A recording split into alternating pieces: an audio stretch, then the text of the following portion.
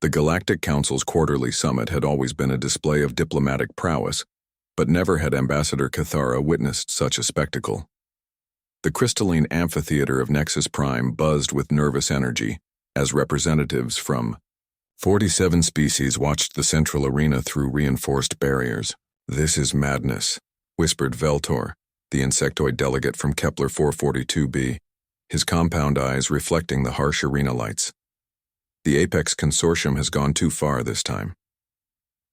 Ambassador Sarah Chen stood silently among her peers, her dark eyes fixed on the massive creatures prowling the arena floor below. 3 apex predators from the most dangerous worlds in known space had been transported here as a demonstration of the consortium's new biological leverage protocol. The message was clear: surrender your mining rights to the contested sectors, or face the consequences. The first beast was a Chrythonian shadowmaw, 12 feet of midnight black scales and razor teeth, evolved in the perpetual darkness of its homeworld. Its 6 legs moved with liquid grace as it stalked the perimeter, leaving gouges in the titanium flooring. The second was a Vorthan Mindripper, a psychic predator whose telepathic screams could drive most sentients insane before its crystalline claws found their mark. The air around it shimmered with psionic energy. The third made even the seasoned diplomats step back from the viewing windows. A terrestrial Kodiak bear, but this was no ordinary specimen. Genetically enhanced by the consortium's xenobiologists, it stood 9 feet tall at the shoulder, its enhanced musculature rippling beneath thick brown fur. Biomechanical implants glowed along its spine, amplifying its already formidable strength. "Behold," announced Consortium Director Vexhalt through the arena's speakers, his serpentine form coiled around the central podium. "Nature's perfect killers. Each could tear through a platoon of soldiers. Together they represent the kind of force we can deploy to protect consortium interests." The delegates murmured anxiously. The Elysian representative had already begun transmitting surrender codes. The proud Centauri delegation was arguing among themselves about capitulation versus resistance, but Sarah Chen was studying the creatures with a different expression entirely. "Director Vexhalt," she called out, her voice cutting through the nervous chatter. "I have a proposal." The amphitheater fell silent, Vexhalt's golden eyes fixed on the human ambassador with obvious amusement. "Ah, the Terran speaks. Have you come to offer Earth submission?"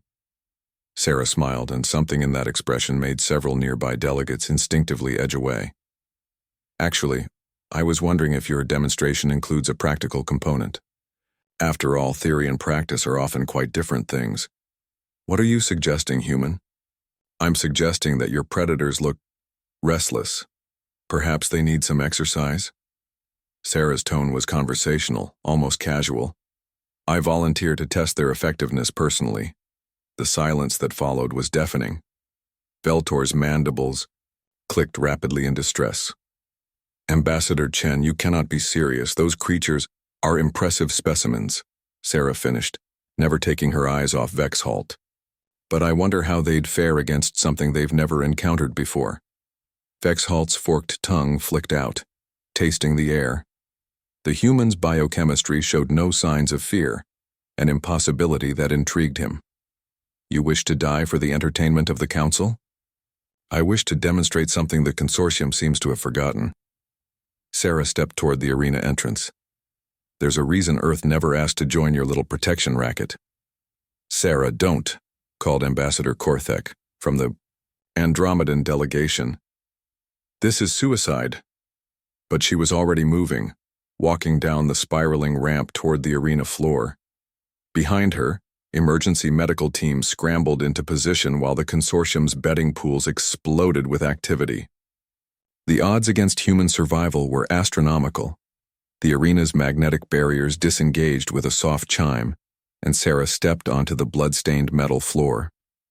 The 3 predators immediately turned toward her, their different sensory organs all fixing on this new, small target. The Shadowmaw was the first to move, its powerful legs launching it across the arena in a blur of midnight fury.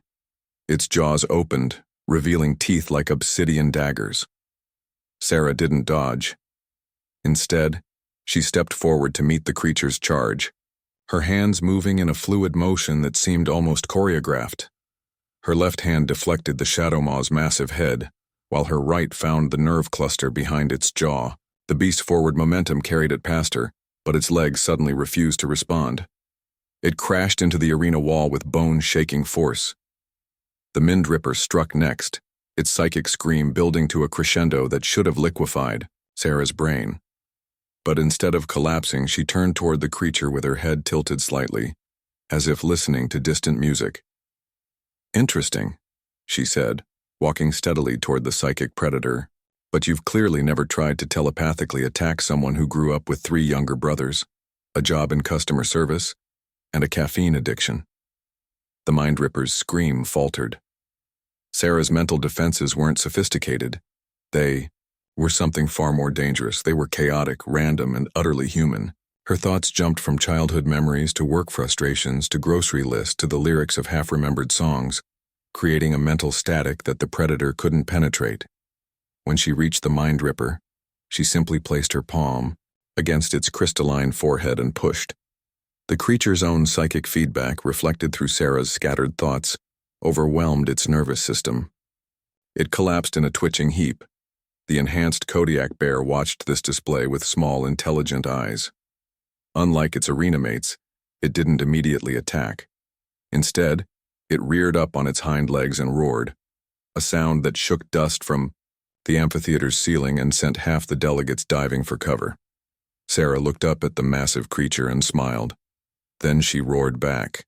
It wasn't as loud as the bear's roar, or as physically impressive. But there was something in that sound, something primal and ancient and utterly unafraid, that gave the enhanced predator pause. "Hello, cousin," Sarah said softly, approaching the bear with her hands visible and empty. "I know you're not from Earth, but your base genetics are. And I think you remember what that means."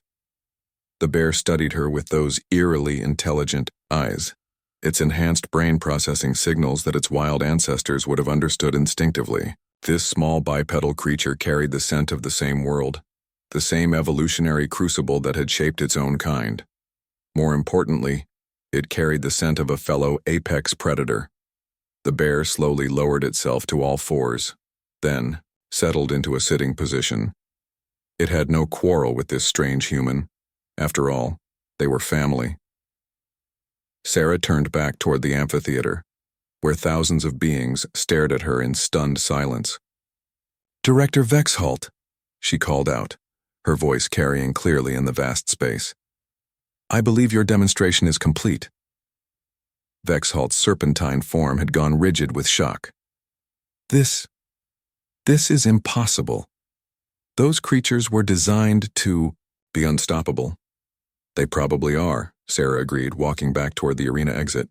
"Against most species, but you made one crucial error in your calculations." "What error?" Sarah paused at the barrier threshold and looked back at the consortium director with that same unsettling smile. "You assumed that humans were prey." As she rejoined the other delegates, the amphitheater erupted in chaos. Some species were already withdrawing their territorial concessions, while others were frantically trying to establish new trade agreements with Earth. The balance of galactic power had just shifted dramatically, and everyone knew it. Veltor approached Sarah with obvious awe. "How?" he managed to ask. "How did you know you could do that?" Sarah shrugged, straightening her diplomatic jacket. "Earth is a death world, Veltor. Everything on our planet is either trying to kill us, or we're trying to kill it.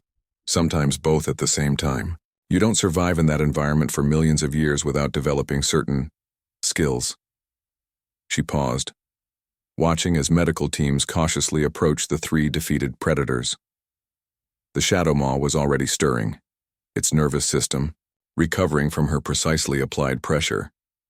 The Mindripper would need time to recalibrate its psychic abilities. The enhanced bear was contentedly grooming itself, apparently considering the entire episode a successful social interaction. "Besides," Sarah added with a grin that would have made her ancestors proud, "where I come from, we don't run from monsters. We domesticate them, or we become them. Either way, they end up working for us." The Galactic Council's quarterly summit, concluded with the consortium's unconditional withdrawal from all contested territories. The biological leverage protocol was permanently banned, and Earth was invited to establish its first permanent embassy on Nexus Prime. But Sarah Chen's reputation preceded her wherever she went in the galaxy from that day forward. She was the human who had walked into an arena full of apex predators and walked out with 3 new friends. After all, as she had tried to explain to the Council, on Earth, humans weren't just another species that had achieved spaceflight. They were the species that all the other predators had learned to fear.